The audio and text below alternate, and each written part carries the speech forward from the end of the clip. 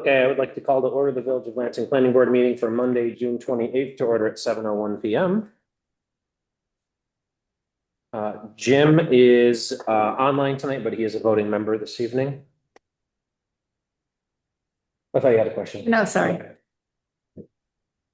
First item on the agenda is the approval of minutes. We've got two sets of minutes. We've got May 11th and May 26th. Were there any? If you don't want to do the 26th, I just sent them out today. Did get back changes from Lorraine and Natalie. Okay. That's up to you guys, but the May 11th, it's in a week or so. It's up to you guys. I'm okay with it. I mean, as long as you make my changes. As far as you know, I did. Yeah, right. Okay, I will entertain a motion then to approve the May 11th minutes. Yeah, 26. I will do them separately because I thought that there were some people that couldn't. Jim can't. Yeah, Jim can't. Yeah, so I will do them separately. Okay. So I'll entertain a motion to approve the May 11th minutes.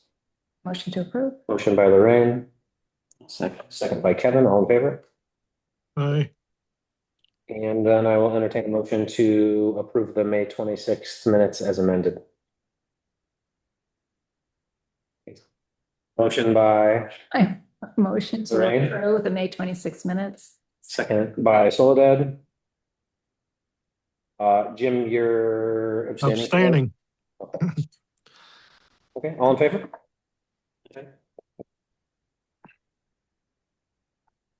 Okay, next item on the agenda is the public comment period. This is an opportunity for anyone from the public to bring up a topic that is not already on the agenda for this evening. Susan Ainsley covering for the Board of Trustees. Hey, Susan. Marcel here as an observer for the community party. Hey, Carla. Hearing no other comments, I'll entertain a motion to close the public comment period. Motion to close. Motion by Soledad. Second. Second by Kevin. All in favor? Aye. Okay, next item on the agenda is to continue the public hearing for special permit number 2026-4949. YMCA of Ithaca is seeking to build an addition totaling 5,395 square feet, housing a lap pool. This will also require the construction of an additional 20 parking spaces. Project is located at 50 Graham Road West, tax parcel number 47.1-1-17.9. Mike, anything before Jordan? Nope, did seeker last meeting, you approved seeker. Since then, George is back with Brett Cross, hoping Brett be on here. But we kind of reviewed, I told George today, we reviewed what he and Brett went through. I had it reflect in the, there's a resolution that has a couple of conditions on it that reflect what Brett had recommended. One is to clear out the existing stormwater pond or the retention pond. So we'll have that as a condition to be done before I can issue the certificate of compliance. And the other is pretty standard as far as having Brent approve a site plan or the erosion site construction erosion site plan. And usually I'm out there for that anyway, so. Okay, that'll be submitted as part of building permit drawings. Okay, George? That's just questions. Questions? Nothing's changed other than, George met with everybody he was supposed to meet with since the last meeting, so thank you. Turned in, I don't know what Mike got it. There's a photometric of the new light that's here that we're gonna put some heads in. And it basically shows that when you get to the edge, you're like half a foot candle or something on the edge of the pavement. Okay. Yeah, and that'll be, so that's condition A too. That would be covered under condition A, special permit. That's the approval of the lighting. Do you have a picture of that? I still gotta look through it. Oh. I just got it today. Oh, okay. Yeah, I mean, got it sent, I couldn't print it, and then they printed it and scanned it to me, so. Yeah, we'll get that figured out. The best news is we give Mike the power, so he's like, yeah, the best thing. It's great. Other questions for anyone? I don't have any questions. Okay, if there's no questions, we could, we can close this out tonight. We can move on with the rest of the process. So, We did go through all the seeker stuff last time, so we don't have to worry about that. So we did EAF, we did seeker. We don't have to do the GLM 239, so that doesn't qualify for this. So if there's no other questions, I'll entertain a motion to close the public hearing for the special permit. Motion to close the public hearing. Motion by Soledad, Second. second by Lorraine, all in favor? aye,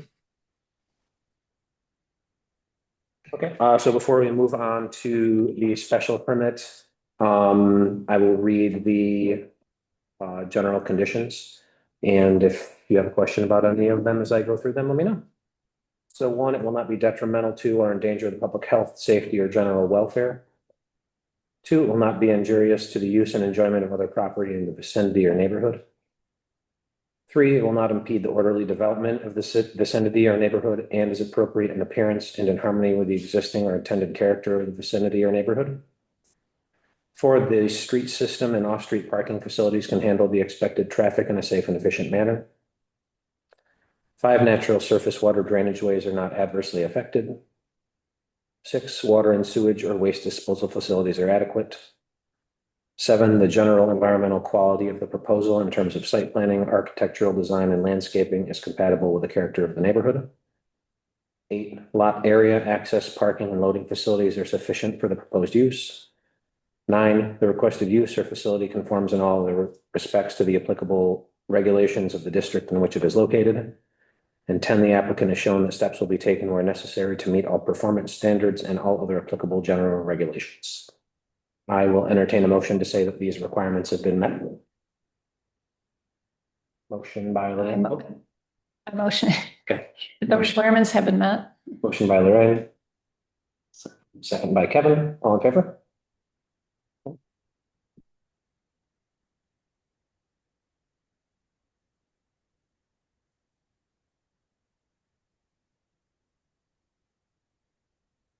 So then everybody does have in front of them, special permit, so I will go through it.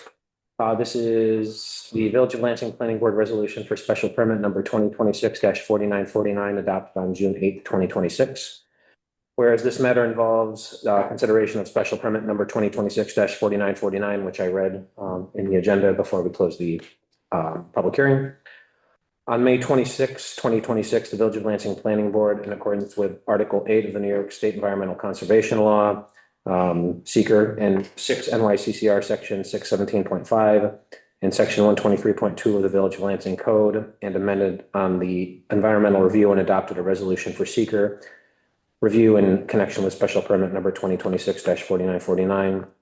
And on May 26, 2026 and June 8, 2026, Village of Lansing Planning Board opened and continued a public hearing regarding this proposed action, and therein thoroughly reviewed and analyzed, one, the materials and information presented by and on behalf of the applicant in support of this proposed action, including information and materials related to the environmental issues, if any, which the board deemed necessary or appropriate for its review.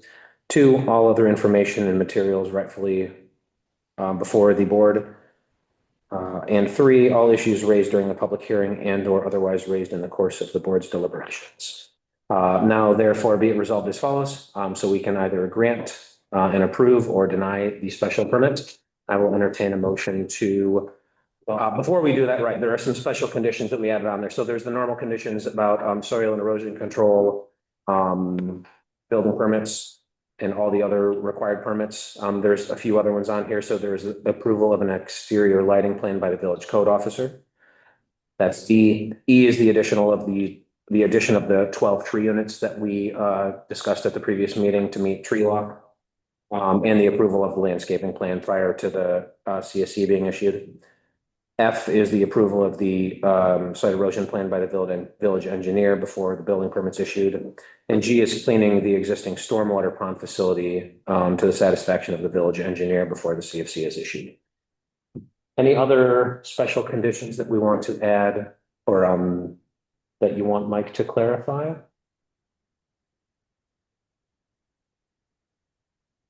You good, Maria? Yeah, I think I'm good. Yeah. Okay. I will entertain a motion to grant and approve special permit number 2026-4949. Motion to approve Motion by Lorraine, second by Soledad, all in favor? Jim? I'm a little bit hesitant to vote on this because apparently it was discussed at length at the last meeting, which I was not in attendance Okay, at. gotcha, okay, So I'll abstain. okay.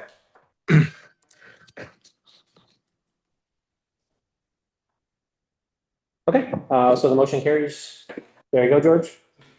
He ate it last time, so. Yep. Oh, good. And make sure you stay in touch with Mike, obviously, to get through the next steps of everything you need to do. You know, we're gonna be a couple months before. Yeah. Great, thank you very much. Okay, next item on the agenda is to open a public hearing for special permit number 2026-4952. Dairy One Cooperative is proposing to open a walk-up ice cream window at their 720 Warren Road location, tax parcel number 46.1-1-4.2. Request requires a special permit for a low-traffic food and beverage use within the business and technology district. So I'll entertain a motion to open up the public hearing. Motion to open. Motion by Soledad, No second.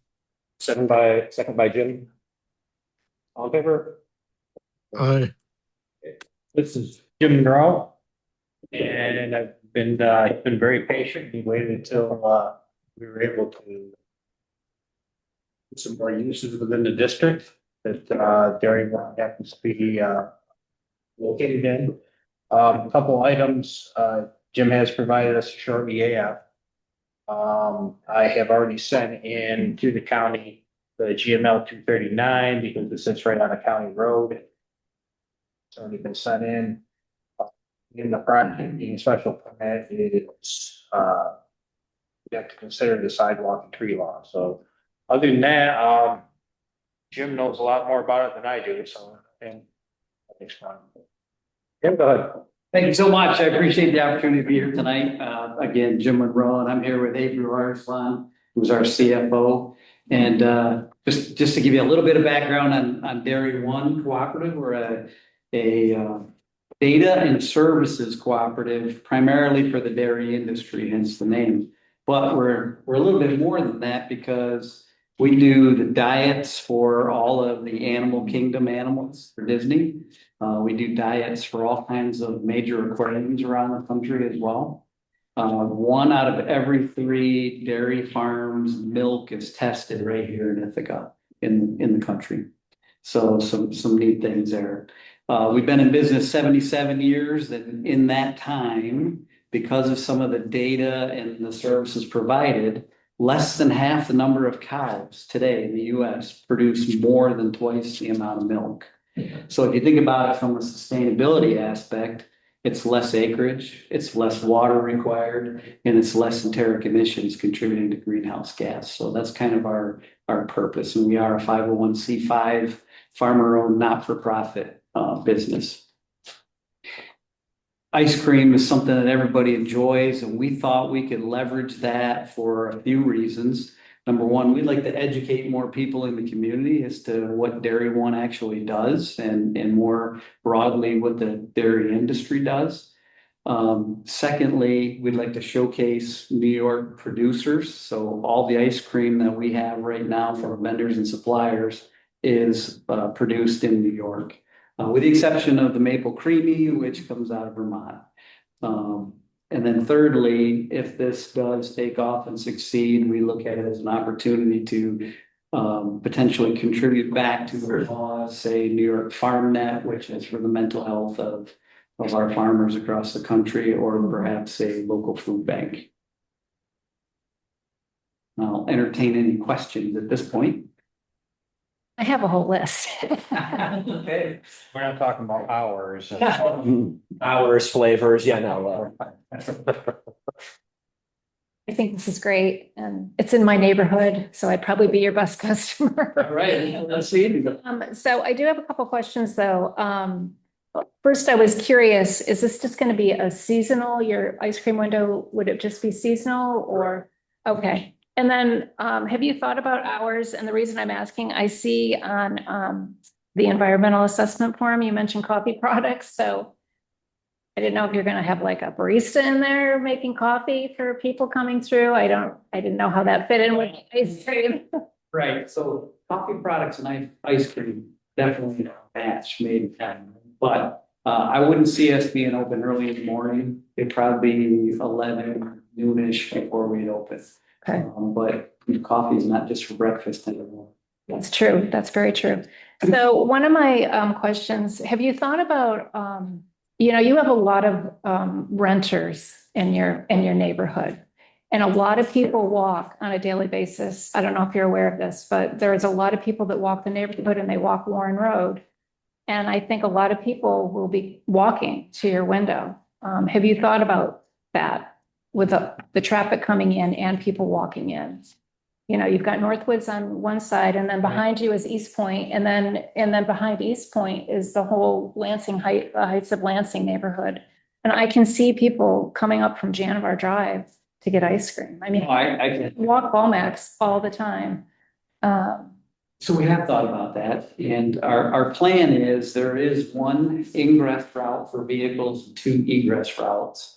And then we're gonna have it cordoned off. We've got some of those expandable gates to make sure that the area between the parking and the window is not accessible by vehicles. Oh, okay. So that's the primary. Now, I don't believe that we have sidewalk What is this? right now, and that may change. We'll say, sure. Yeah. So we got That would. Okay, because I know you have a lot of employees parking there now in that area. And so where were you thinking of positioning like the picnic tables? You might get a lot of people coming for ice cream. So, I mean, these are every time I've driven by in the last week and a half, I keep thinking of these things as I'm driving by, like where you put the picnic tables. Are you going to have signage? I mean, that's a whole nother issue with signage, right? There's we're provided with a sheet. I did see that. But like, would you have signage out by the road saying I'd ice? like to have signage, and I know that there's some regulations on what's allowable, what's not. Certainly, at least in the beginning, even if they were temporary, to kind of get it known. Yeah. We'd also like in that education piece to have some collapsible things that we can change. Did you know, and have some facts on there. To answer your question about the picnic tables, if you looked at the area between the building and the parking lot where the window is, they'll have some tables there. And then we have a grass space on the other side of the parking that will have some tables. Oh, okay. Those are all my questions I had. That's If this does blow up, I'm kind of worried if this does blow up. I drove into the parking lot this morning and all the spaces were not occupied. But I do have a little concern that, if this does get bigger and bigger, how it goes, that there's going to be spaces for you to possibly have to come in and discuss other extending your parking lot a little bit or something to that nature. Yeah, it's a walk up, and yes, a lot of people can walk up, but if it gets super popular, you might end up having to put in extra spaces or whatnot. From an employee standpoint, we've got the other parking lot at 7:30. And there's a footbridge that crosses over. So initially, if that very good problem does happen, we would have employees park there and walk over. The other thing, I have a question on was that you had told me that the health department's already come in and taken a look at it. They have. And everything, okay. Okay. Those are my questions. So did. So I know that it was pretty popular last year, I guess, I heard amongst your employees, but yes, I'd love to hear a little bit more about that. Like how many employees were eating the ice cream? What was like the reaction to it? And how do you expect it to? Oh, sure. be popular in the future? Yeah, and that's kind of how it started. We bought a cheap soft ice cream machine for employees, so kind of boost morale. All last year was some really hot days. And so we started having some employee ice cream days, and I don't know the exact number that came over, but Abra and I served a lot. And I would say there was a good 50 or 60 out of, I think our total in the buildings is close to 100. The majority of our employees are actually remote in farms and Okay. fields, but. And so, yeah, the reaction was really good. Good. That's a nice perk. Yeah. We get coffee, I kind of want ice cream instead. Yeah. Yeah. Guys have any questions? Jim? I don't have any questions. This sounds interesting. So we'll look forward to seeing how it goes. I mean, it looks like there's no trees. Right, so there's two things that we have to talk about. One of them is, because the special permit, right, it's a special permit, so it does trigger a couple local laws. One of those is the sidewalk law, one of those is the tree law. I don't know, Mike, if you had time to finish up the tree calculation. No, I didn't. Okay. And I don't know exactly where, I didn't pull up the actual tax parcel to see where the boundary lines are, but if you take a look, I shared it up on the screen for some folks, but I don't know exactly where they are. There's some trees there, but that's one of the things that we have to discuss. And, you know, we obviously have some leeway there if we need it. And then same thing with the sidewalks. I know that kind of addresses one of the questions maybe that you have, Lorraine, is, you know, people walking up. Right now, there is a sidewalk that comes up from Northwoods. It stops here. Oh, right, it does. Yeah, it does. It doesn't have a little lip though. It kind of makes if you Yeah. come up the Northwoods driveway, there's a little lip and then it ends, but Yeah, and then there's a crosswalk right here across to the other side of the, yeah. and also their driveway, I paid attention today, their driveway is directly across from the airport, so they have the light there. The upper entrances, yeah, whichever of the two, right? One is right across from Brown Road, the other one that's a little bit further Yeah. south is, yeah, not across from anything. The other thing, this is really down the road, but I was wondering where their property line was behind their building. Because I know Northwoods is behind their building, but is Northwoods totally behind their building or is there clearance there? So like, if you were to cut through the woods, would you end up on East Point property? It'd be difficult to cut through the woods, as there's a lot of wetlands right Yeah. behind. Oh, there is, oh, okay, But I mean, if you take a look, so here's the building that we're talking about right here. yep, And then so Northwoods is behind that building. But it is not behind this up here. So this butts up more against Transact before it gets down to oh, okay. North Point. But that's the other building. So Be able to show property. I didn't see the property lines on here. No, I thought maybe sometimes it shows up, sometimes it doesn't, but this one didn't without me digging into GIS and actually going and looking. Believe there's a small strip Yeah. behind our two primary lots. There's Yeah. a strip of 3 acres maybe that we own. It's primarily that wet area. Oh, okay. So one of the things, before we can make any decision anyways, Mike needs to go and at least take a look at, the trees that are there. We might have to have a tree count done. Yeah, during a special permit, we have a sidewalk law and a tree law that I can bring back. Well, originally the tree law was set up to stop clear cutting and want to make sure the village, I mean, we have a lot of trees in the village. We want to keep that village atmosphere. And so when a special permit comes up, it triggers our tree law. And our tree law requires so many tree units per acre. And if the parcel does not meet that, then there's one of two things that can happen: either require the applicant to plant more trees, or we require him to pay into a tree bank, or, well, I guess it's the third option, the planning board, if there's not any more room to put trees on there, because sometimes there isn't any more room, then we reduce the contribution to tree bank to zero. So it all depends on what is on the property. And then I have to figure how many tree units you would require as per how many acres you have. I explained that well enough to you, but Yeah, I think that makes sense, and we'd be happy to. that'd be something that I'll try to calculate this week and get a hold of you and discuss with you a little bit more. So that the next meeting, we have a pretty good idea what and like I said, the other law would be the sidewalk law, and there's actually 3 ways of going about that too. We're trying to make the village, a walkable community.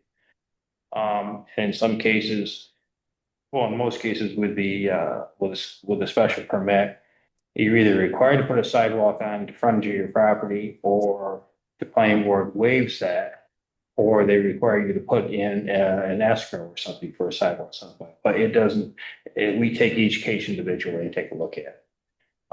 So that's kind of what the planning board ends up having in mindset after go through this. So just to explain to you.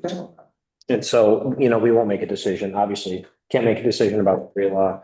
I don't think we should make a decision about the sidewalks tonight, but if you take a look at the screen really quick, I will say, so right, this is the property that we're talking about. So there is the sidewalk that comes up from Northwoods, and then it stops here. It does cross onto Warren, and then there is a bit of a sidewalk there. And then at the other part of the property, there's a little chunk of sidewalk here that does go across, and it connects to the sidewalk and trail system at the Business and Technology Park. So my recommendation would be, if we are going to talk about sidewalks at all as part of the special project, that it just covered some part of this area here. I think that's what would be up for discussion.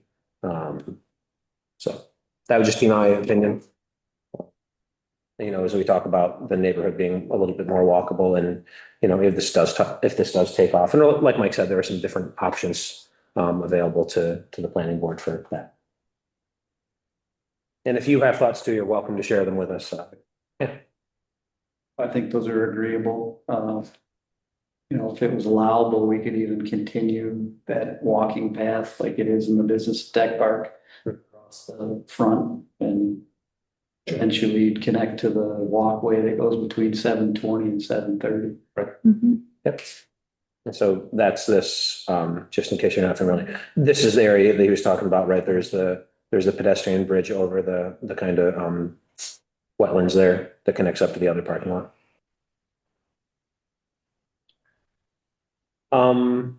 Other than that, does anyone have any other questions? We do have the one of the applications in front of us. There is a letter. There is the short EAF part 1. If we want to go over that tonight, we can do that. I know that typically we go over those during the first meeting. That way, in case there's any change need to be done, they can be made before the second or future meetings.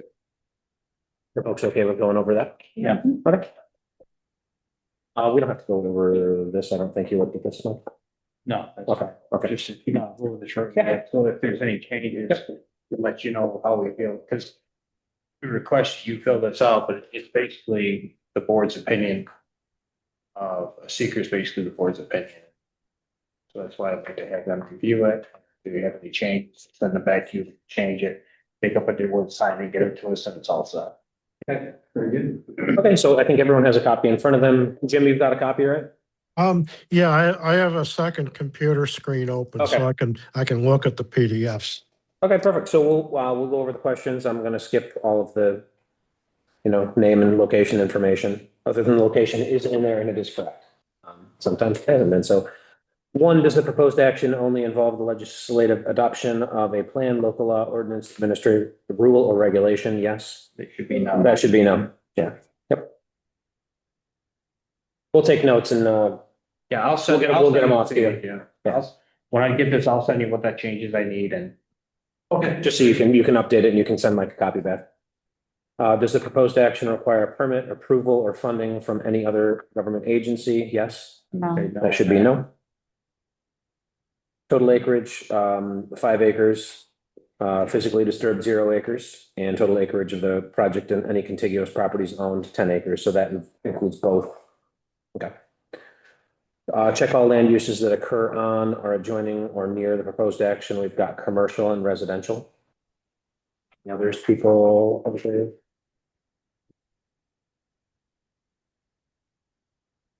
Is the proposed action a permitted use under the zoning regulations? Yes. Consistent with the adopted comprehensive plan? Yes. Is the proposed action consistent with the predominant character of the existing built or natural landscape? Yes. Is the site of the proposed action located in or does it adjoin a state-listed critical environmental area? No. Will the proposed action result in a substantial increase in traffic above present levels? No.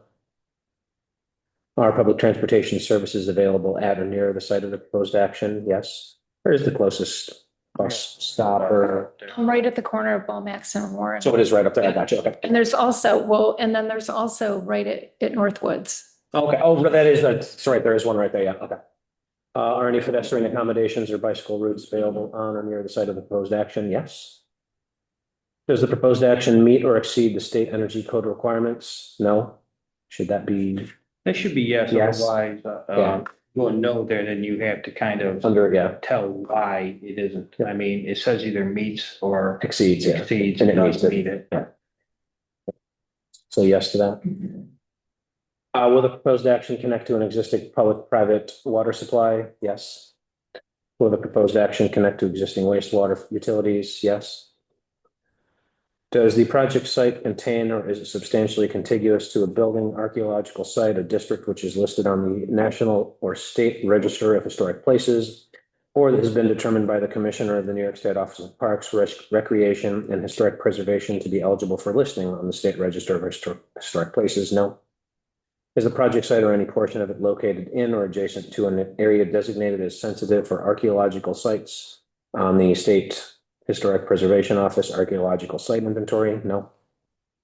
Does any portion of the site of the proposed action or lands adjoining the proposed action contain wetlands or other water bodies regulated by a federal, state, or local agency? Yes. Would the proposed action physically alter or encroach into any existing wetland or water body? No. Identify the typical habitat types that occur on or are likely to be found on the project site. We've got forest checked. Any others? I don't think there's actually wetlands on. I don't- think it's yeah. parcel next to. Yeah. So I think I'll that's. double check, Okay. I'll double check that. Okay. Does the site of the proposed action contain any species of animal or associated habitats listed by the state or federal government as threatened or endangered? No. Is the project site located in the 100-year floodplain? No. Will the proposed action create stormwater discharge either from point or non-point sources? No. Will stormwater discharges flow to adjacent properties? No. Will stormwater discharges be directed to established conveyance systems? No. Should that be no or yes? No? Okay. Does the proposed action include construction or other activities that would result in the impoundment of water or other liquids? No. Has the site of the proposed action or an adjoining property been the location of an active or closed solid waste management facility? No. Has the site of the proposed action or an adjoining property been the subject of remediation for hazardous waste? No. Okay, so there's a couple changes just to update on there. Mike send you the list, you can update them, you can send them back, and we will have those when we're ready to go through part 2 of the evening. Any other questions or comments from anybody? Okay. Stay in touch with Mike between now and when you're ready to present, if that's at the next meeting. Great, and if you need more time. I'll send you an email. Kind of describe everything. Just generally, those 2 meetings. Great. Thank you again. Awesome, thank you so much.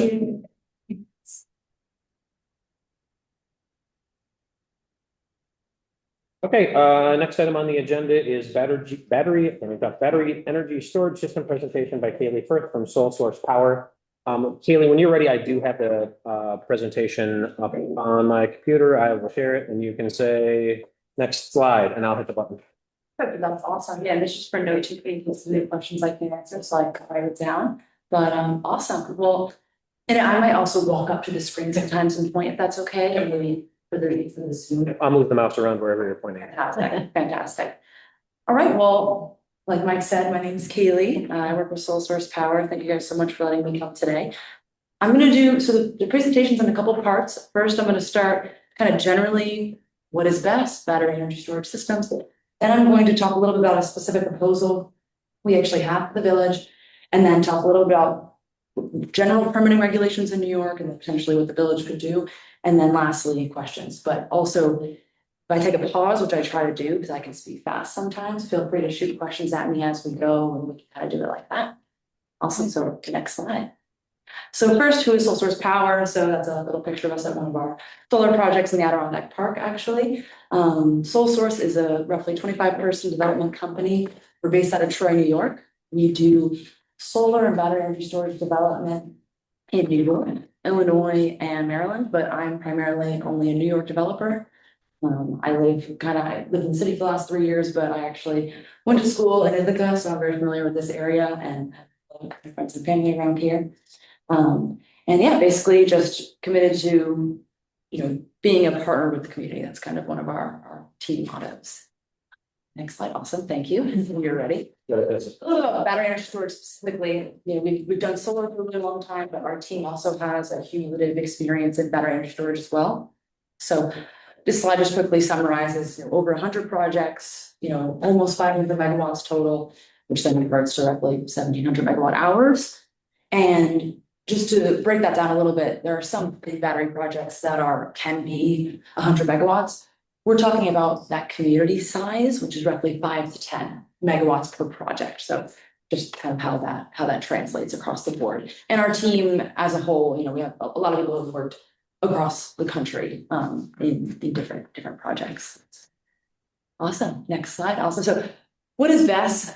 I'll talk more about it. This slide, I just like to show this picture because I'd originally deleted it, but I just like to kind of show, this is actually just one of the Tesla containers, seeing into it, kind of just showing all the modules and then the control center in the middle. So just showing that it's not a walk-in building, right? So a lot of people ask me, can you walk inside of it? It's not, it's just really just an enclosure, more of a structure.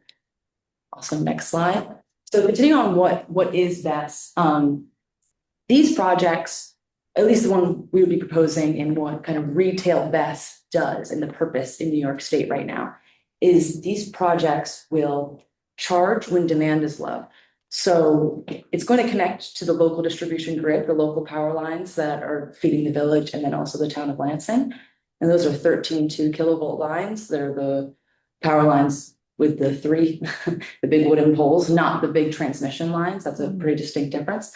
What they'll do is they'll charge likely at night. We actually won't be allowed to charge during the peak hours of the day where people need electricity. It'll charge at night. And then these projects are meant to discharge to assist to reduce strain on the grid and provide energy when everyone needs it most. So that's kind of the model. And then over time that reduces strain on the grid and reduces electricity prices, which I'll talk about on the next slide.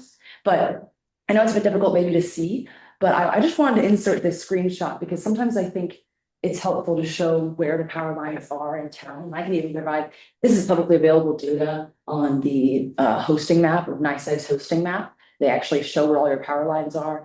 They actually don't like to show where the substations are, which is funny, but I know that the substation's down here, kind of where Ithaca Bakery is, just south of Route 13. That's where the substation is. But all those colorful power lines, there's not that many, as you can see here in this large swath, there's really no 13 2-kilovolt lines. Those will all be single phase lines that these projects could never connect to. So just peeling back a little bit of the layer of why we source these projects where we do, why we kind of have to follow the existing infrastructure to a certain extent. And that little, I show it on the zoning map later in the slides, but that's the parcel. It's all the way to the very north of the village, connected to one of the blue lines extending up East Shore Drive. And also just showing that this project is connecting locally, right? It really is connecting to the local power lines that are feeding all the residents of the village and Lansing. Awesome. So the inside the enclosure, this is just another image of kind of what's happening inside. It starts off, all these individual cells that are within a module. It's the same technology, really, of what's in your computer, your cell phone, but just on a larger scale. And then that makes the modules that are then stacked and thermally insulated from each other into a rack. And then the rack is inside a climate-controlled, 24-hour monitored enclosure. This is just an example site because I've been showing you just basically stock photos. This is an actual site in Ossining, New York. The project we're proposing is actually a little bit larger than this one. This one's about 4 to 5 megawatts, which is a fairly standard size for retail. And then I like to put this aerial because it's showing that you're only a couple hundred feet from a playground, a church, and a school. It's kind of just I think a nice example, a nice real example. And I've had a lot of landowners and then also some town representatives go visit this site actually, just to check it out and see one, which you're welcome to. It's fairly easy to drive up to. Maybe don't bring like 100 people on a field trip, but more than willing, I can share the address. So why does this help the village? Why is this good for the community? So first we'll talk about cost savings in kind of a couple different tranches. So the first one is, right now when everyone wants energy, right, on a really hot day or a really cold day, electricity prices peak, right? So these batteries are meant to kind of cut that peak off, shave down that peak, and provide electricity when everyone needs it. So over time, everyone, it's not going to be something you see overnight, but over time, anyone that uses electricity is going to see a decrease in their costs as these systems go online. There's also the second cost saving of just infrastructure upgrades. So the reason why New York State, set these goals that companies like us are trying to meet and reach is that our grid is getting older and we're adding newer and newer technology to this grid, right? So if you don't upgrade the grid can't handle everything that's coming online, right? The electrification of New York State and the country.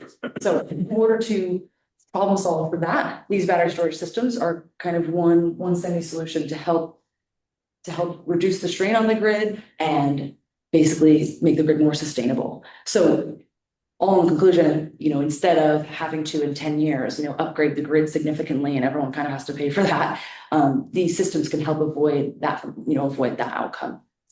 And then lastly, of course, it's an improvement on the property. So the village will get an increased tax revenue for this development. And oh, sorry, this is a long slide. Then you go to the middle one, grid reliability. So just like any battery, right? And you have an outage, you kind of then charge up your generator, or if you have a backup battery. So in the event of brownouts, this can reduce brownouts and help support the grid. So it makes our grid more reliable. And lastly, environmental impact. As these systems go online, we can reduce reliance on peaker plants and the need to ramp them up. Really across New York State as a whole, that's kind of more of the goal. And it also allows for more renewable energy integration for, some systems that can't be, like solar farms can only go when the sun is shining, right? Or wind farms when the wind is blowing. So as you increase more battery storage, you can decrease reliance on other energy sources. So next slide, thank you. This is a big one. This slide is a bit of a big one, but I'll talk a little bit about the biggest concern everyone always has with battery storage, which is fire safety. And that's what this is about, really, failure statistics. And before I talk about this beautifully, slightly complicated chart the EPA released, I'll talk a little about fire. So, two really big ones I hear a lot, get questions about, and the Moss Landing fire in California and the Warwick fire in New York that happened in 2025. So, those, it's unfortunate that I actually get asked those every single time I talk about battery storage. Those really are outlier cases. And since then, as this chart kind of shows, we've had such a decrease in failures, of 98% incident drop, and that's from 2018. And this is only 2024. So we're not even including data from 2025 and 2026 so far. So it truly is an outlier case.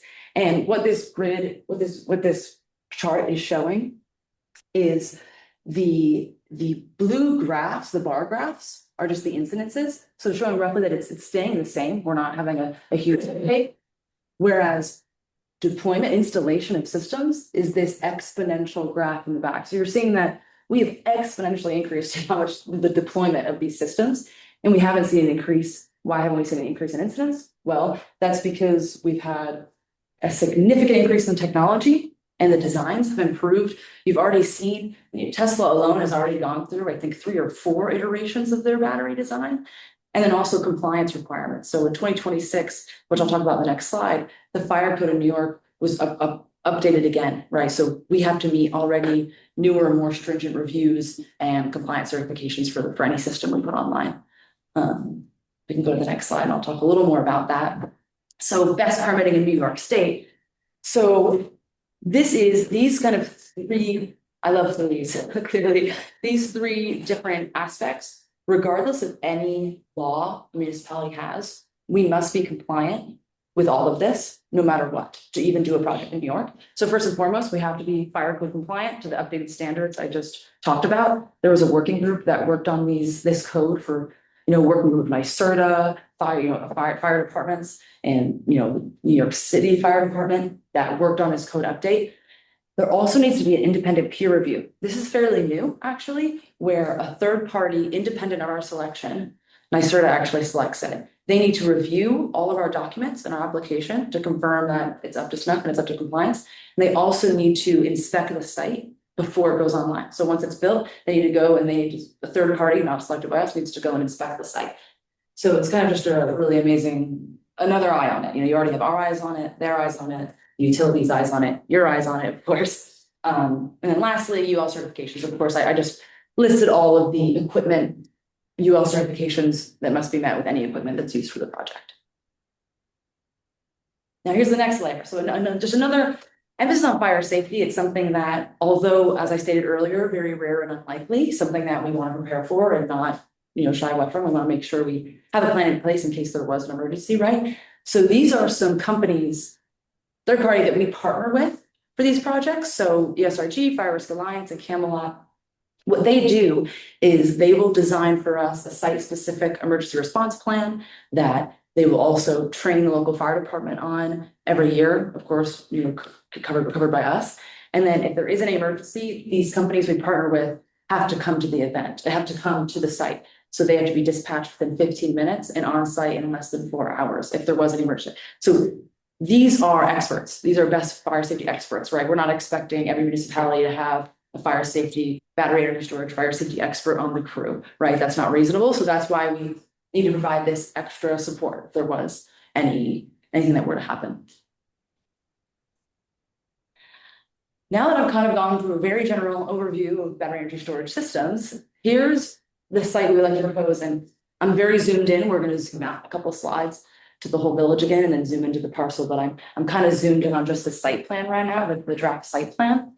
So as I kind of pointed out earlier, this is on East Shore Drive. What we're proposing is a 10 megawatt 4-hour duration battery. So what that means is within the fence you see there, it's roughly, but right now it's roughly 0.3839 acres. So it's quite small, less than 20,000 square feet, probably closer to 15,000 square feet within the fence. And then the parcel itself is in total 12 acres.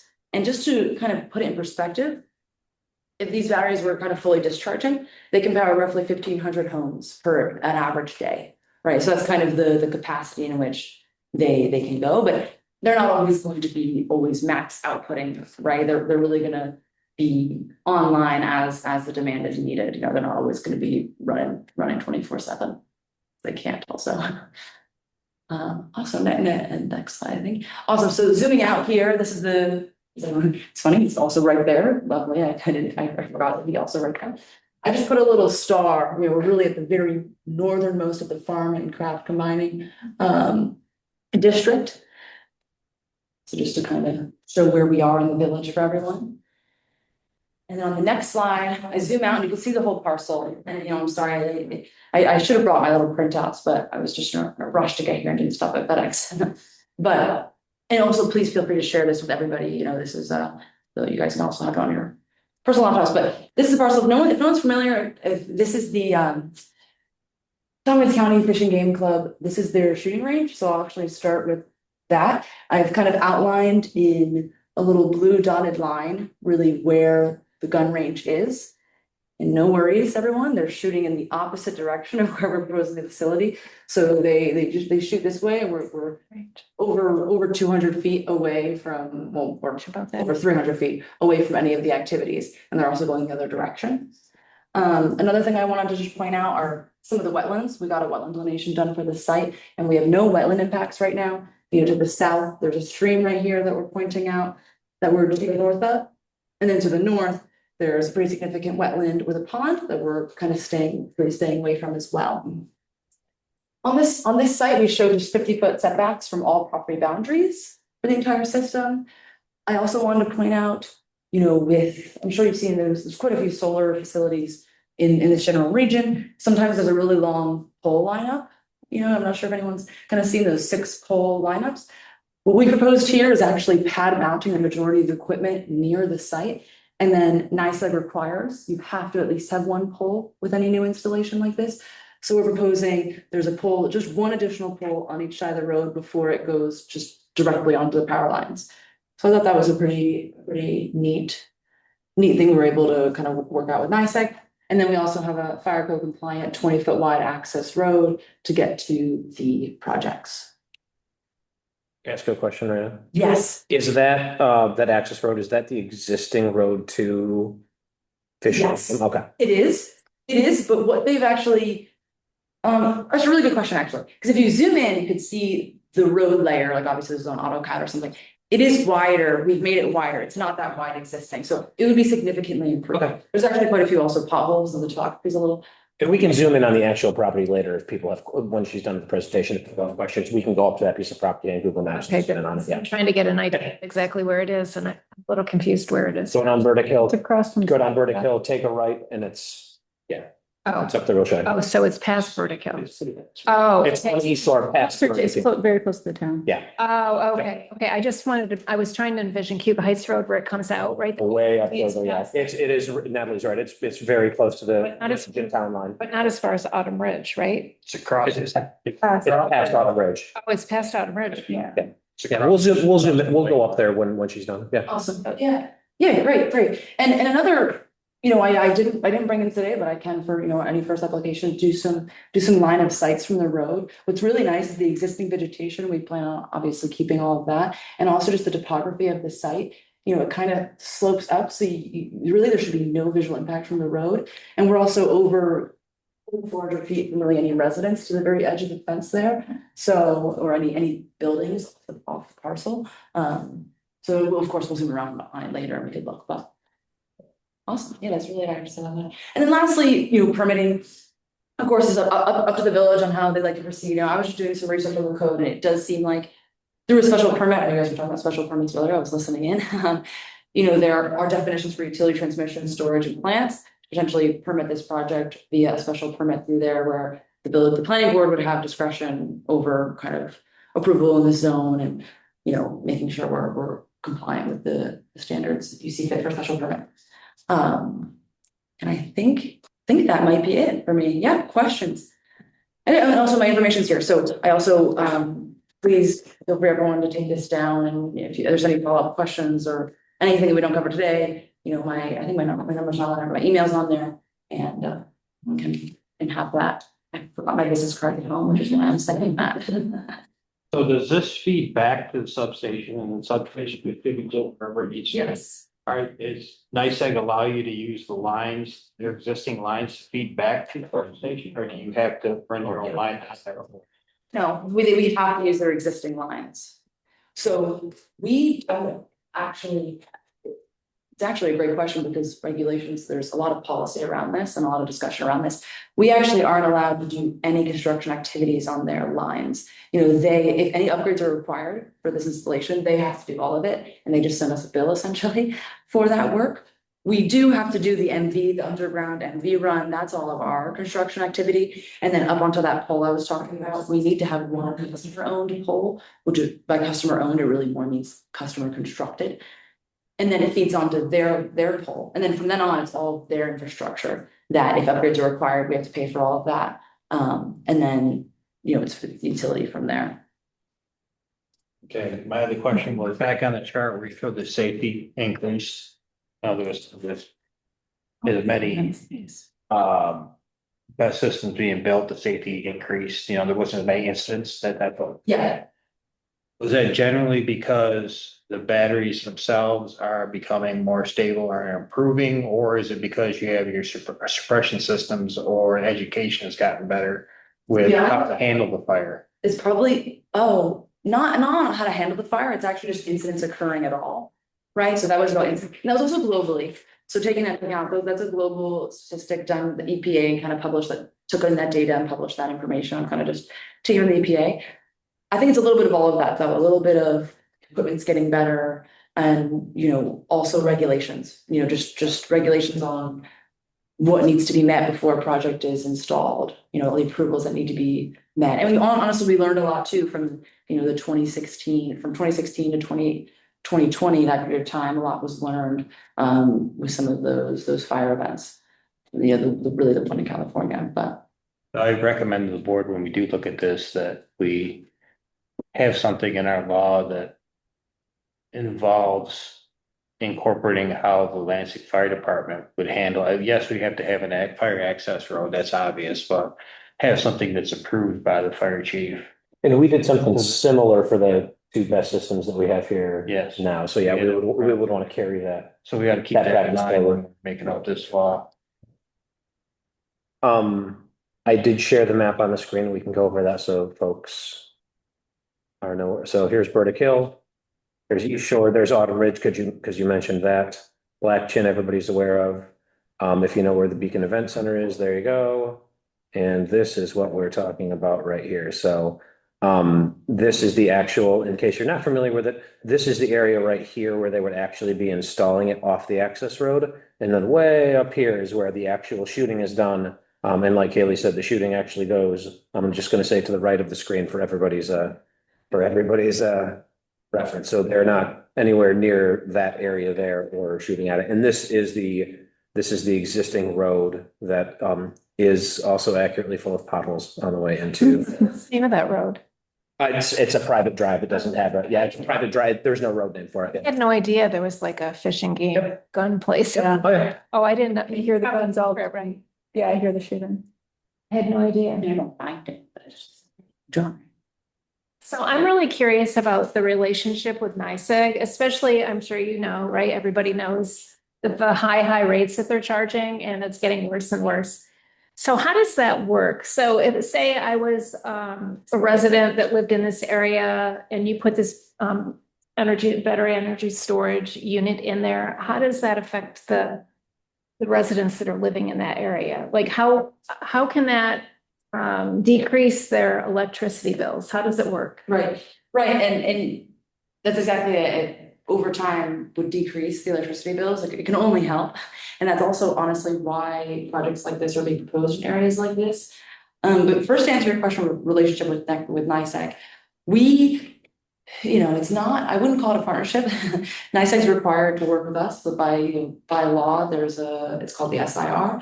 They're required to accept applications by us, review our applications in a certain time period, and then give us they have to give us a study to see if these projects are even possible. And they also have to give us a bill if it is possible. This is how much it costs you to do it essentially. And I have engineers on my team that speak to engineers on their team, and they kind of go back and forth and talk about how the system will be designed and what can and can't happen and things like that. So that's kind of how it's interesting. It's in the beginning, we're a customer because they have to do all these studies for us. But then once the project's up and running, technically NYSEG is buying electricity from the battery. That's actually how it works in the end. So it's a really good question because it's quite complicated. It flips how it works. Then they're our customer almost. And by customer, it's really just when they need, like when electricity demand is high and they actually need the power, they will choose to take it from the battery and just buy it from the battery at that point. So, and the reason why is the battery storage system is always going to be able to provide the cheapest energy at that peak demand because, honestly, any other energy system that they need to draw from farther away or that needs to ramp up is going to always be more expensive than the battery. The battery is always going to be a cheaper source, also because it's charging at night when prices are really low. So that's, and I'm explaining in a very rudimentary way because the actual battery energy storage model over the course of the lifetime of the project, which could be anywhere from 15 to 35 years, depending on the rating of life cycles the battery has and how the owner operator decides to use that battery, right? They don't need to use it every day if they don't want to. They can only choose to, the battery could be used on just peak days, right? Really hot or really cold days. So it is really highly dependent on all of those factors, which every owner operator actually has a slightly different model. And that's actually not something I can answer definitively right now on how exactly the battery is going to be used. But what I just said is kind of simply how it functions, like how the buying of the energy works. And that's why over time it'll decrease everyone's cost because it's meant to just shave off that peak and bring it down because that energy is readily available at the time when it's needed. I hope that helps. Like I can also do I'm kind of thinking about this, and if NYSEG still is buying this, has to buy this from you, it's not going to be a savings for us because they're probably going to charge us more. No, Well, I definitely can't speak for NICEAG. Oh, right, Right. I'm just trying to like wrap my head around how it all connects. Right, I mean, technically with the solar facilities too, they're buying electricity from the solar facility as well, it's similar in that way. But also it should be cheaper energy also when it's coming from the solar facility as well. And it's not something, NICEAG gives us bills all the time with extra zeros, and I need to go back and say, I think you're missing a decimal point here, guys. So I definitely understand from that point of view. But it's because they are buying our electricity at a cheaper amount, that it should also be cheaper for you. They shouldn't be then raising prices. There's no reason for them to be raising prices if they're buying it for a lower amount than the other would, otherwise would buy it for, I guess. But honestly, it's something I should probably read up on exactly. I'm not sure it's publicly available actually on exactly how NICEAG kind of does that in the background on the consumer end. So that's something I should probably get a better understanding of so I can help explain it at meetings like this, but. I've had to go through a lot of seminars and I always learn something, like I learned a bunch of things from you on this, some you always pick up on something. But from what I understand is if the best system charges in the evening when it is cheaper. And then it doesn't matter if NICEAG buys it back, and they probably be right, NICEAG doesn't do anything about making money. No, right. They put it back on the grid, it costs them less than if they had a huge demand during the day and it would have to go to a fossil fuel company, which would cost a lot more for them to produce the extra energy. So that's, I guess, that's how they were saying, and that's how it was explained to me at one time. Right, exactly. That makes total sense, yeah. I have a few questions. So I know that you've mentioned you guys have put a few of these already, and that it takes time to start to see the cost decrease. Do you have any numbers you can share with us from other that you put up, how quickly people started to see? It's a really good question, and quite frankly, no, also because I'm not sure. So there's a couple of reasons.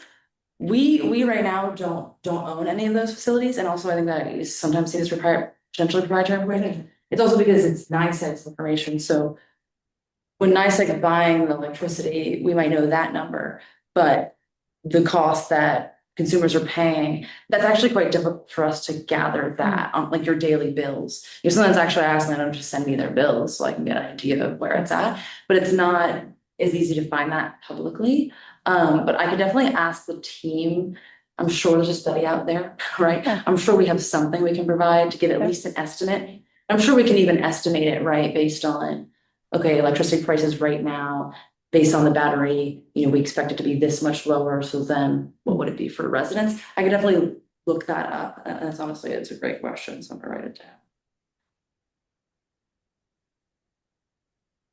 I definitely don't know what idea. And then I guess my, just a few other questions is, I couldn't tell from the picture how tall they usually are. Yeah. And what kind of noise they. Yeah, great question. So 9 feet, the containers themselves are roughly 9 feet, but then if you include the concrete equipment pad, let's just call it, just in case it's a foot, like roughly 9 to 10 feet, I would say. So it depends on a couple of things. And it also depends on the exact model of the technology that's going in, which changes a little bit, but it wouldn't really go much higher than that. And then noise is another really big one. We get that all the time. So the main noise the three systems emit are from the fans, and the fans are on top pointing up, which is a big help because that usually helps a bit with kind of sound dissipating. And the sound, it depends on how large your system is. It depends on what receptor we're talking about, right? If you're standing right next to the fence and it's fully operational and you haven't derated the fans, a lot of these systems we're opting to derate the fans because it's not, we have to talk to the manufacturer and confirm that's okay to derate the fans. And that also decreases noise significantly if you do derate the fans. But when you're up to the fence, you could likely hear it if it's fully operational and fans aren't derated. But once you get, we have a couple of studies, I could show sound studies from other projects, but once you get 100 feet away, right? And especially in this case, when there's so much existing vegetation, every receptor is over 400 feet away. There's not going to be any sound increase, especially the existing vegetation. That's something I'm happy to give you some numbers around though and kind of show you a dBA chart to give a better idea. Because I guess one of the things I've heard is it's not so much that it's noise that can impact humans, but also noise that can impact the wildlife, and then the wildlife that can impact the surrounding areas and then impact humans. So yeah, I guess it'd be interesting to see Right. what kind of noise. And then from the ones that you have put up in the communities in New York State, what kind of feedback have you gotten? Feedback. Yeah, from the local. The biggest question is always just fire safety, truly. That's why I talk about it for so long. Like, even though it's an unlikely thing to happen, when it does happen in other projects, it's never one of ours, but when it does happen, it hits the news and everyone is concerned, of course, which makes sense. But, and one of my main answers, and it doesn't just come from me, it's actually Paul Rogers, he's kind of like one of the best experts in New York State from ESRG. We'll likely have him on board for this project. He helped actually draft the 2026 fire code. I'm quoting him with this one. The battery fire is not any more dangerous than a house fire and how it impacts anyone in the nearby vicinity, right? And especially these batteries now with all the improved designs. So if the clubhouse went on fire or the battery storage system went on fire, it's the same danger to everyone in the area. That's what he always says, to kind of put in perspective a little bit, because reading a couple articles or looking at the news, you're not necessarily looking at EPA studies or third-party studies. It could be a little scary if you're just reading the news article or something. And another interesting note, which I'm happy to share all of this, I should probably take note to remember what I'm supposed to send you as a follow-up. There was, like I mentioned, the Warwick fire back in December 2025. A third party, Labella, I think actually Labella works up here quite a lot. It's a company. They went and they actually did soil, water, and air testing post fire just to get a good understanding of what happened. And it came back with great results that, all of the contaminants of concern that could potentially happen from a fire weren't present in the surrounding environment, which was, a great result for the industry and for these projects. And then another thing with noise is, I do think that the DBA from probably the gun range is going to be a lot more significant than anything that the project could do. But it's definitely something we could still confirm and look into to see how it could be mitigated. Whether it be a couple of tree plantings too along the fence, just to help out with that. There already are trees, but in case we have to clear some for access, we could replant some along the fence or something like that. If a bullet made its way into the battery, what would happen? I mean, it's a good question, and it's the way I'm not a gun expert, but the way they describe it when I talk to the landowners, because I've talked to them a lot about it. I was also worried at first, and funny enough, we're actually also looking at an area to the east. I was like, okay, if we were hypothetically to put it over to the east, how far do these go, and how does it work?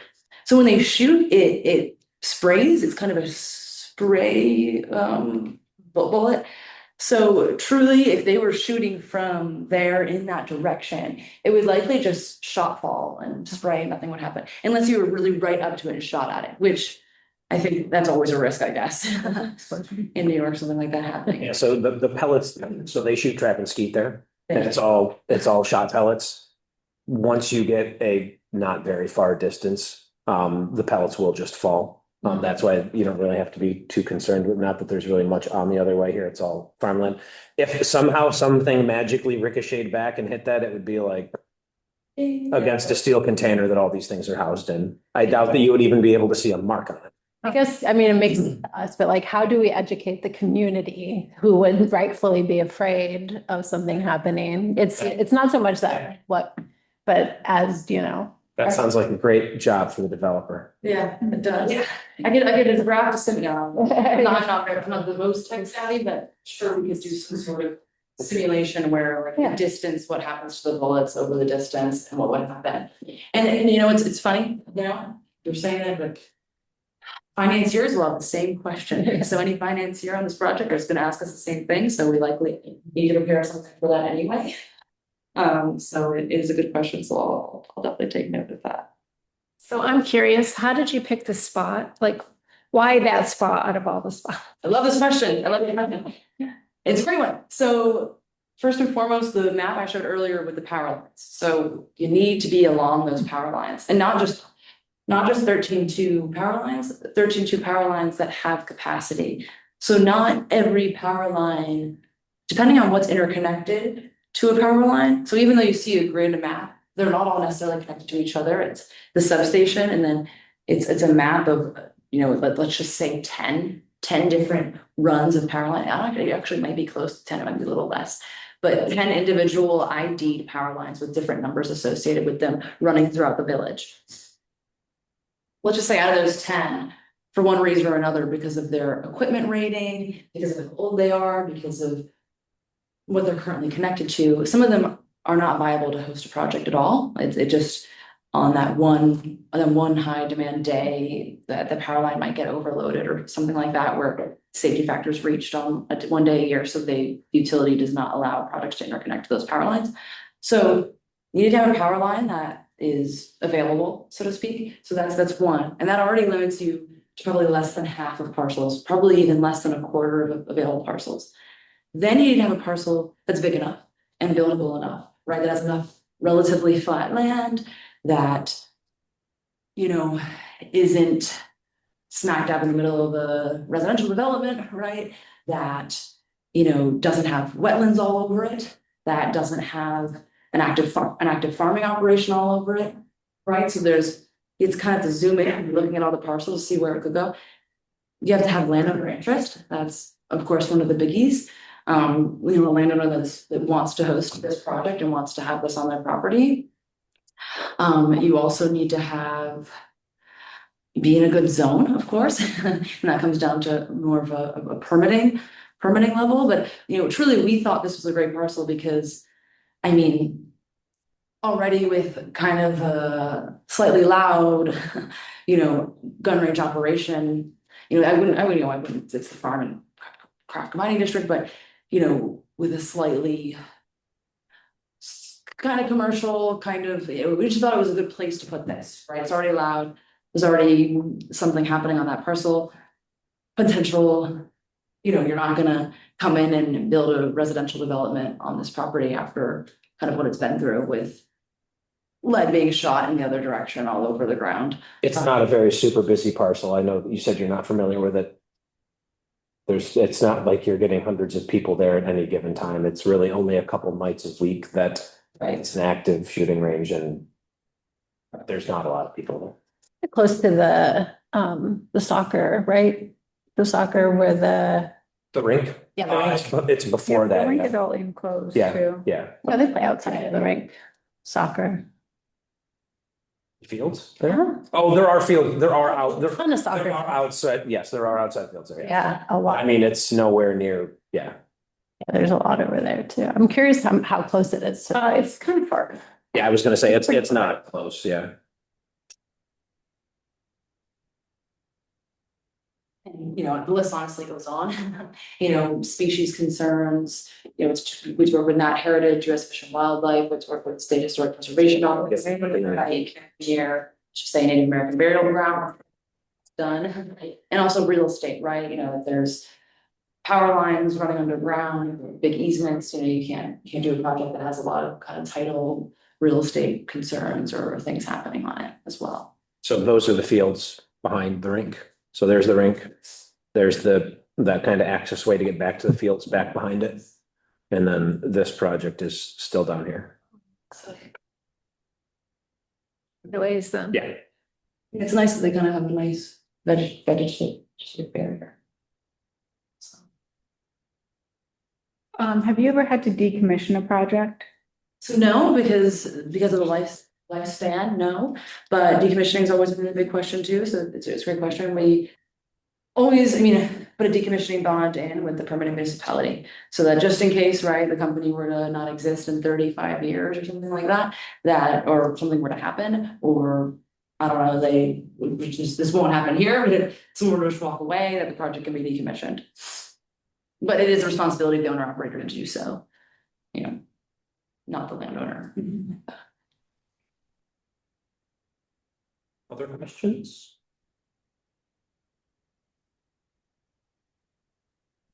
You have any questions for us?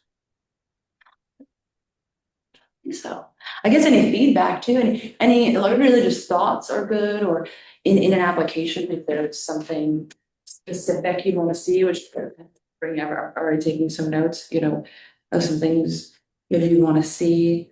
Savings model, bullet thought towards system, which are unique and good things to provide. Would it be possible to get like a demonstrative example of a noise emanating from a system of this size at various distances? Yeah, absolutely. So my study. Very just. And then we can overlay that with, residential There's not- properties yeah, in the yeah, neighborhood, yeah. but I mean, there, yeah, but we can do, right, if we have that, we can.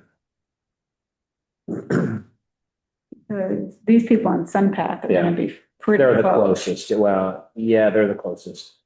Yeah, I did a little measurement from the, the corner, like kind of north corner of the fence. They're all roughly 402 to 410 feet away, approximately, from the edge of the house, the buildings.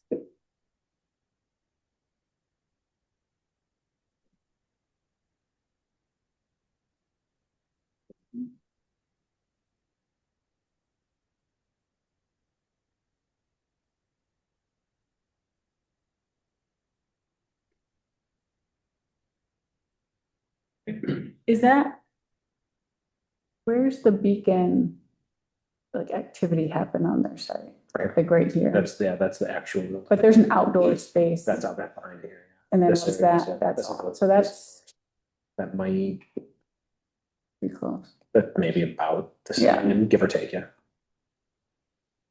But Yeah, that but would if be we a have to loud study- event as well. I Right, mean, yeah, either way, I've yeah. never heard an event with beacon, but it's more of a catering outpost. They have it during graduation time, and a wedding, everyone's filling. Yeah. So it's still open? I feel like I Yeah, heard it's open, but it's like a catering outpost more so than a party. Yeah. There's no other questions?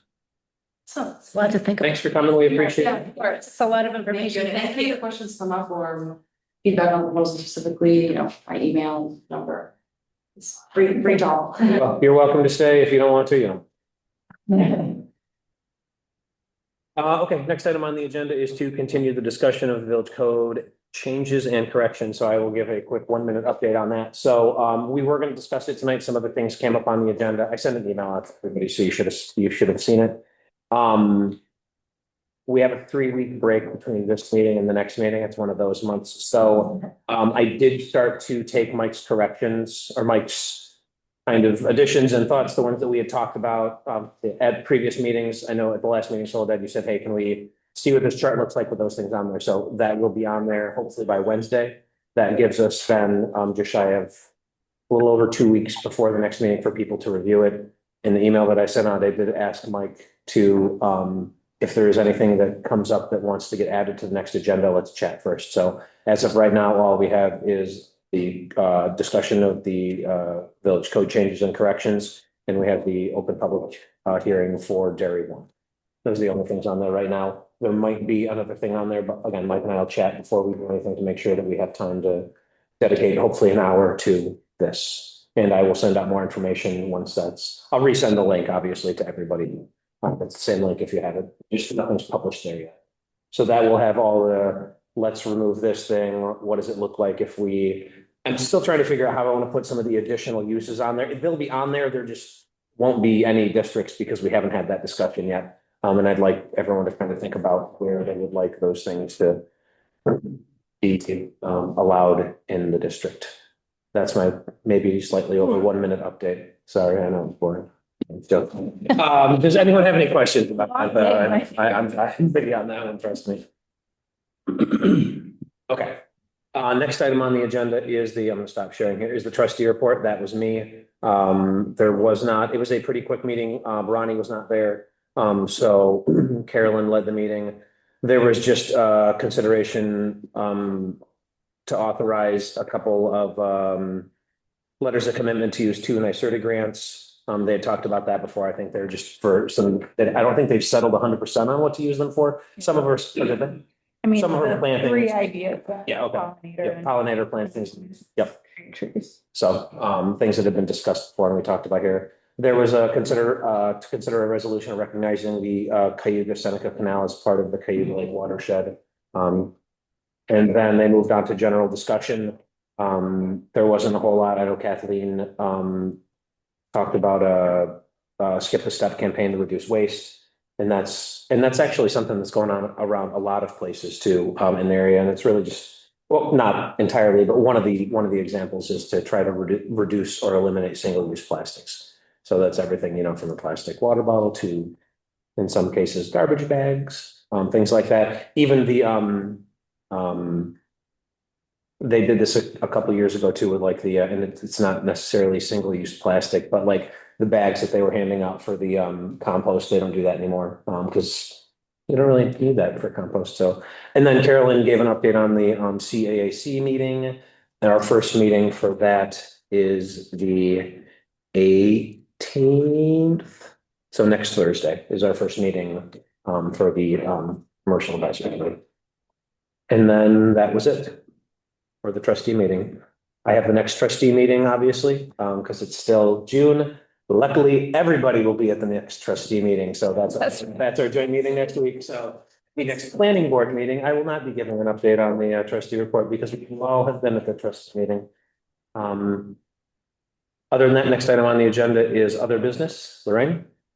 Yeah, I just wanted to mention this again. The New York Planning Federation announced their dates Yes. for the annual conference. I emailed everybody, but I just wanted to bring it up again to be thinking about who wants to go because I just got so much out of it. Like, I really want to go again. And I was going to wait. We'll give other people chances. Yeah. It's just, I mean, I think everybody should go every year. I mean, I never realized like it was very valuable. Yeah. And I mean, things change every year.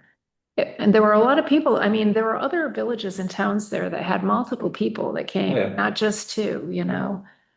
Anyway. Anything else? No. So then, Nothing else for me? Taylor? Nothing. Jim? I don't have anything. I'll mention a couple things just because they're here. If I don't know how you couldn't have been past the future Chipotle site, but that building is entirely gone now. I know people had some questions about why is all this stuff still there? It's because they are separating metal because they can actually sell that for scrap and stuff like that, and just get rid of it separately. So, but there's very little left there, which is great. So Totally clean. it looks totally clean. This morning, Yeah. I was like, they do that last night. That's outstanding. Yeah, other than that, I think I will share the reuse location at Trip Hammer is officially closed, and the one at the former Big Lots will open at some point here soon. Yeah, because I keep seeing people walk in, they're like, oh, and then Yeah. Natalie? Have there been repairs to the ring road? Oh, that's the other thing I should mention. Be bringing that up during the Thursday staff meeting. I sent an email out to my contact today stating that I need something before I go into that meeting because I will suggest that we start the legal process. Okay. Get permission from the Board of Trustees, which I don't think will be very difficult to get. Then Susan, no problem. I think it's far too long. If you haven't been, We've well, given them every opportunity. So it is now a safety concern also, if it hasn't been before, because if you go down the road and take a left to go to Target, it is so bad that if you had a small car, it would probably eat it. But it's so bad that people swerve into the other lane to avoid Oh, it. yeah. So if you haven't gone that way, I just thought there might have been repairs going down to BJ's. Oh, they did repair where the grate is. great is, yep, that's And I thought it seemed a little bit. They just, yes. Yeah. they did it like 2 weeks 2 weeks, ago. yeah. They did have cones around it for a while. I think, I don't know if they're waiting for the cement to dry or whatever, but anyway, yes. Anyway, sorry. No, I was just at Target like a couple days ago and I let a whole line of traffic in the other lane. They followed me. There's no way I'm driving through there. Oh, yeah, no, I don't take my truck through there. Anyway, not to belabor the point, Mike knows about it, so there you go. Yeah. What was it? Oh. I just thought it seemed slightly smoother. Going to be. Yeah. That part is, the other part could be here. You should keep track to see how long it lasts. the next meeting, obviously, you'll have Jim back here for the very one. We'll get that figured out. You may also have, you're scheduled to have an informal gentleman is buying a lake watch and turning that into, without specifics, he's turning it, like a little entertainment sporting thing, whether it's some putting, golfing, possible zip lines, that type of stuff. Trampoline. You could suggest that, man. I will. Yeah. Have you ever played dodgeball on a trampoline? If there was one in Ithaca, I would, but there's not. So no, I haven't had that joy in my. So that's an interesting piece of property. If you look at it too, it's a very similar situation to the piece of property on Burdick Hill next to my house because part of it is in the village, part of it touches the town. So depending on what has to happen there, we might be involved in that piece of it, like we were before, which, right, there's a process for, there you go. So is that what Beacon owns or? Hmm? No. No, that's different. That's before it. Oh, you mean the old? Lake Watches before. Oh, the Blue, restaurant. that large blue building. It's- Oh, you mean, is it the restaurant that's next to Lake Watch? No, wait, is there still a building there? I haven't Oh, been. yeah. I'll pull it up really. There's Lake Watch and East Lake, isn't it? You're right. I'm gonna have to start walking further. It's my neighborhood. Get out my zone, Just right so see what's going on. Yeah. Either that or I can go to East Shore Roadhouse to eat more. It's fine. Street view. Oh, I can do that, Cameron. Well, basically, the building and the parking lot are within the village, and then they have land that goes down to the bank towards the lake that's in the town. I swear this is the Gentleman last time I'm sharing my. Gentleman is screen, so- coming in, he's done his homework, he's talked to me, and he's also talked to the town, so. Yeah, so that's Lake Watch Uh-huh. and then That's Beacon. that's Beacon. Yeah, Gotcha. Okay, that's. It's not my truck either. There you go. Yeah, was that your truck, Mike? It was not. Also, I'm still waiting on plans for Chipotle. Haven't gotten no shot to review. It'll take me at least 10 days, we'll look when this thing's over. 3 days, I just the energy to it. Can I ask you a question about the Chipotle, since you're talking about it? Are they gonna remove the sign that's out there? You know, the Asian, what is this? I know, I saw that was still up. Yeah, I know. The Imperial There are pictures sign this. sign is there. I'm sure they'll. Do you think they'll leave that until it's time for the new sign? So they can connect to the electricity or whatever, or the? Signs are in different locations though, I Yeah, thought. they're So I think they just probably haven't. I think they missed it. Imagine they'll put up a temporary. Well, make sure they take that old sign down. Yeah. Theater here, can you just go drive it? My last thing is, I did mention at the last meeting, if you wanted me to start the pilgrimage as far as breaking down the best law, the state best law, give you guys something. No, not just because Haley's here, but we did mention that. It's been on the Been on the list agenda. for a It's been on the few list, yeah, so. So Very similar process, right? We'll take a look at the model law, and then we'll. I will probably slash it the same way I did. There you go, right? I was trying to figure out the correct term to use, but yes, we'll adjust it for the village. Now, it's funny because the presentation I attended and the one you attended, the Tompkins County one, I looked at both presentations and that presentation was identical, pretty much. Like I said, I've been through several. Yeah. And every time I always get information, a little bit more information I learn from and it's. So I remember the one I attended, they said something about the New York State best document and that they were going to be going, I thought they just said in the meeting that they were going to be making changes to that. So you might want to check on that when you. Changes the what? The The model. model law. So when did you go to that presentation? Oh, I'd have to, Because there was a new iteration issued. oh, maybe it If you already, go out to the website and take a look at it, they've got the revision history there I too. mean, it was between, I don't know if it was like January, February, maybe January, February-ish. Yeah. It was a 2-hour one. It might have been January. Yeah, take a look. It's all out there, right? And they can revise as much as they want, right? It's not a law, it's a model. Yeah, maybe since then they already updated. Yeah. Anyway, I just. Okay, I'll start working on it.